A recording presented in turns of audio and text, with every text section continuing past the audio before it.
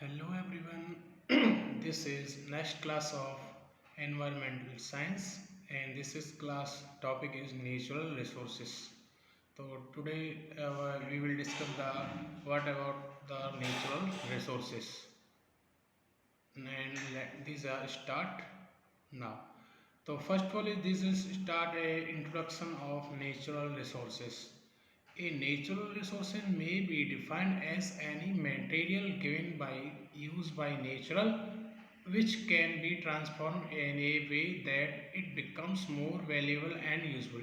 It's mean जो प्राकृत से हमें मिलता है वो क्या होती है नेचुरल रिसोर्सेस होती हैं जिनकी हेल्प से हम कुछ ना कुछ न्यू तैयार कर लेते हैं उनको हम क्या कहते हैं नेचुरल रिसोर्सेस कहते हैं. So these are small very small definitions of natural resources. Next one, for an example wood is used for making furniture. जैसे कि जो हमारी लकड़ी है वो नेचुरल प्राप्त होती है, नेचुरल प्लांट वगैरह पौधा वगैरह से प्राप्त होती है, उसको हम क्या बनाते हैं हमारे कई प्रकार के डिफरेंट डिफरेंट टाइप के फर्नीचर वगैरह बनाते हैं. yarn obtained from cotton is used for weaving cloth. और जो हमारी कॉटन है जो क्रॉप से पाई जाती है, जो हमारी फसल से एक प्रकार की फसल होती है जो हमारा कॉटन प्लांट होता है उससे प्राप्त होती है और इससे हम क्या बनाते हैं कपड़े बनाते हैं. Likewise, various machine tools and householding goods are made of materials like then furniture, clothes, machines, etc. Tools are more valuable than their raw form in raw form. It wood, cotton, and metal, respectively. The wood metal resources it is responsible to be obtained valuable items for any resources. Thus, water minerals, forest, wildlife, as well as human beings as are resources. It's mean जो हमारे जो minerals हैं आपकी जो water हैं जो भी चीज़ें हमारी प्रकृति से पाई जाती है वो इसके अंदर आती है. ठीक है. Any material may be called as a resource providing an appropriate technology is available to transfer into the more available, और जिसकी हेल्प से हम उस रिसोर्सेज को ऑब्टेन करते प्राप्त करते हैं वो एक प्रकार की टेक्नोलॉजी से हमें मिलते हैं. तो ये फिर से अदर वर्ड्स में जो डेफिनेशंस है नेचुरल रिसोर्सेज की. Next one is these are two types of natural resources like then renewable and non renewable. Its mean कि रिन्यूएबल्स क्या हैं और नॉन रिन्यूएबल रिसोर्सेज क्या हैं इसके बारे में हम जानते हैं.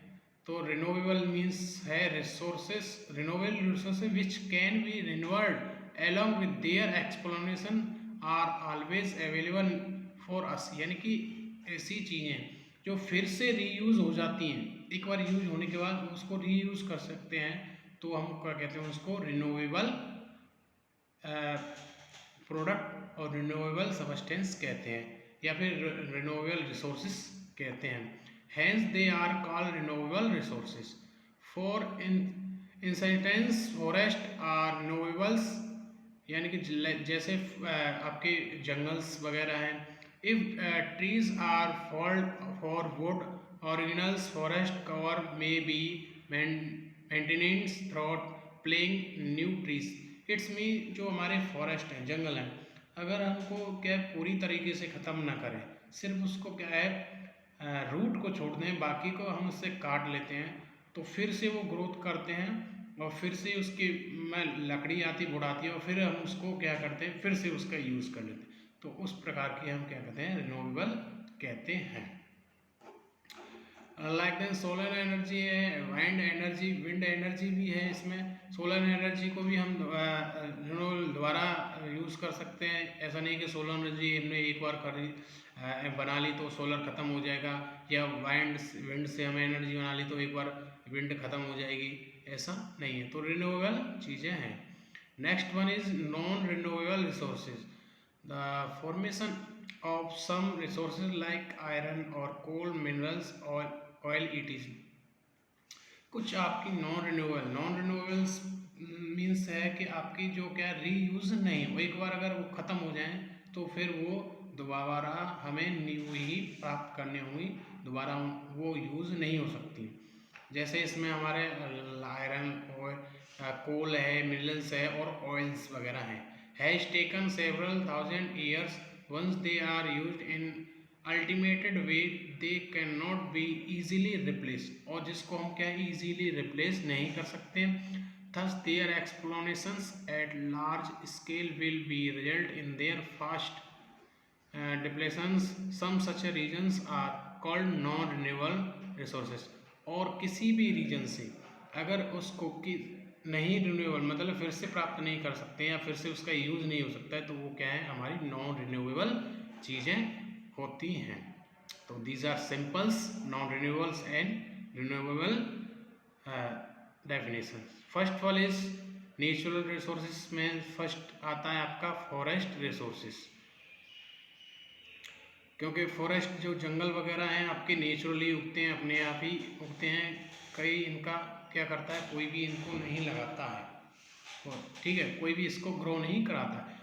तो first of all introduction of forest. A forest can be defined as a biotics community predominant of trees, shrub or any other woody vegetation usually in a closed canopy।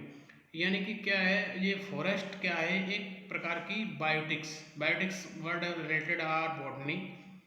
तो एक प्रकार की कम्युनिटी है जहाँ पे बहुत प्रकार के आपके ट्रीज वगैरह हैं, श्रब, बुश वगैरह, झाड़ियाँ हैं, छोटे पौधे भी पाए जाते हैं, और जो लंबे पेड़ होते हैं, जो देवदार है और भी बहुत सारे ट्रीज हैं, जो क्या करता है कैनोपी की तरह से छोटे जो श्रब है, बुश हैं, उनको क्या है, ढक लेते हैं। It is derived from word Latin words forest means outside, यानी कि जो ये एक वर्ड जो फॉरेस्ट वर्ड है, लैटिन वर्ड्स फॉरेस्ट से डिराइव किया गया है, और ये क्या है, इस फॉरेस्ट में मतलब आउटसाइड, बाहर की तरफ। इंडिया फॉरेस्ट कवर 6,76,000 स्क्वायर किमी, एग्रीगेट 25% ऑफ जियोग्राफिकल एरिया। जो हमारा इंडिया का जियोग्राफिकल एरिया है, तो उसका हमारे जो फॉरेस्ट हैं उसका कितने परसेंट घेरा रखा है, 20.55% एरिया है जियोग्राफी का, जो हमारी लैंड है उस पर हमारे क्या इंडिया के ऊपर जंगल हैं। इसका स्क्वायर मीटर अगर पढ़ते हैं तो 6,76,000 square metre. Scientist estimated that India is should ideally have 33% of its land under forest. और इसमें साइंटिस्ट क्या कहते हैं कि जो हमारी जो 33% है इसकी लैंड से घिरी हुई है, forest. Today we only have about 12%, thus we need not only to protect our existing forest but also to increase our forest cover।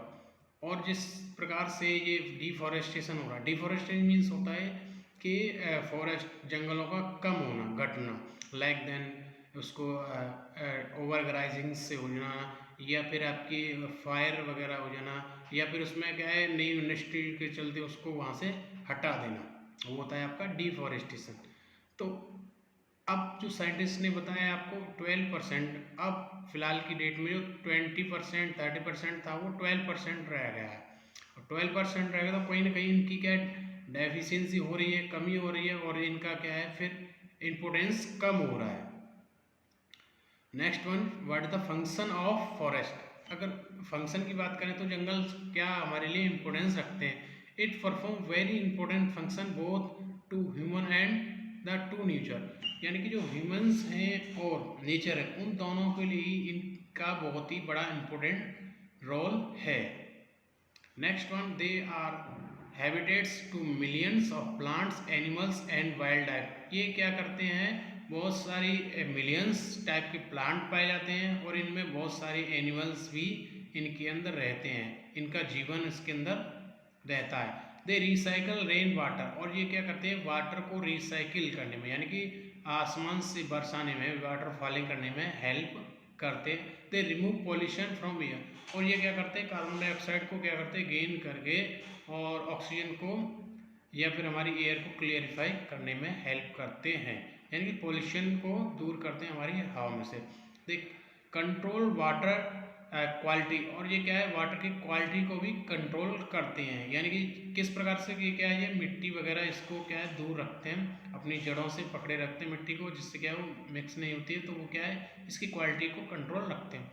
तो मॉडरेट टेम्परेचर एंड वेदर, और ये हमारा जो वेदर का जो हमारा वातावरण का तापमान है उसको भी क्या करते हैं कि कंट्रोल में रखते हैं। They influence soils condition and prevent soil erosion. ये क्या है, सॉइल की कंडीशन को और सॉइल को इरोजन मीन्स सॉइल को एक जगह से दूसरे जगह नहीं जाने देते हैं। ये किसकी हेल्प से, with the help of roots, अपनी जड़ से ये क्या है उसे पकड़े रहते हैं मिट्टी को, और ये इरोजन होने से बचा लेते हैं। तो these are very 7 importance having a forest. Next one is uses of forest. तो basically these are use of two type, commercial uses and ecological uses. commercial uses यानी कि जो ह्यूमन नेचर में जो हम काम करते हैं जिसके लिए हमें लकड़ी वगैरह चाहिए वो होता है कमर्शियल यूजेस, और इकोलॉजी होता है हमारे इकोसिस्टम, वातावरण से रिलेटेड है। तो first one is commercial uses.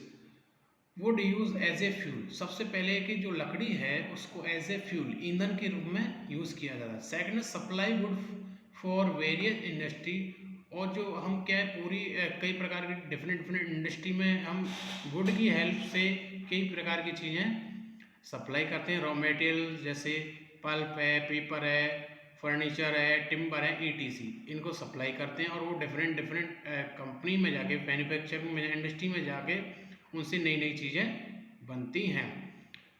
Minor forest product, gum, dies, resin, यानी कुछ ऐसे छोटे फॉरेस्ट हैं, छोटे जंगल हैं, उनसे क्या है गम है, डाइज है, रेजिन भी प्राप्त होती हैं। मैनी प्लांट मेडिसिन्स, और उनके अंदर कई प्रकार के ऐसे प्लांट्स हैं जिससे मेडिसिन पाई जाती है। जैसे बात करता हूँ तो आपका जो यूकलिप्टस है, आपका नीम वगैरह है, जो निमेडीन वगैरह एंटी वायरल एक्टिविटी के लिए बहुत ही यूज़फुल होता है। उन प्रकार की क्या है जो मेडिसिन के प्रोडक्ट या आपके प्लांट पाए जाते हैं।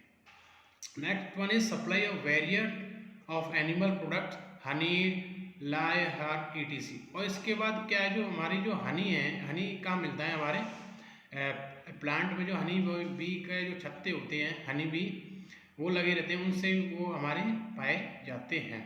Next one, many forest lands are used for mining, grazing, for dams and recreation, और ये भी हमारे लिए बहुत ही यूजफुल होते हैं। तो these are very important 6 point of commercial uses. Second one is ecological use, यानी कि इकोलॉजिकली होता है हमारा वातावरण के लिए जो काम में आते हैं।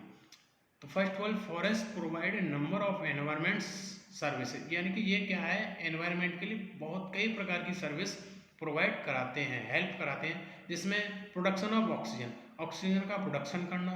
Second, then photosynthesis, produce longer amount of oxygen which is essential for a life, और ये फोटोसिंथेसिस की हेल्प से ये चीज़ें करते हैं। नेक्स्ट, सेकंड है रिड्यूसिंग ग्लोबल वार्मिंग, जो बढ़ती हुई ग्लोबल वार्मिंग किससे बढ़ रही है, जो बढ़ते हुए पॉल्यूशंस है, एयर पॉल्यूशंस है, बहुत बड़ी कंपनियां हैं जो क्या कर रही हैं, फ्यूमिंग की हेल्प से फ्यूमिंग वगैरह कर रही हैं, और उनसे हमारा जो ग्लोबल वार्मिंग बढ़ रही है उसमें क्या करते हैं, ये कार्बन डाइऑक्साइड को क्या कहते हैं, एब्जॉर्ब करते हैं। Is one of the main gracious gases, जो इसमें सबसे एक मेन इसको ग्लोबल वार्मिंग को बढ़ाने वाली गैसेस है, जिसका नाम है कार्बन डाइऑक्साइड। इसको क्या है, एब्जॉर्ब कर लेते हैं और ऑक्सीजन हमें देते हैं।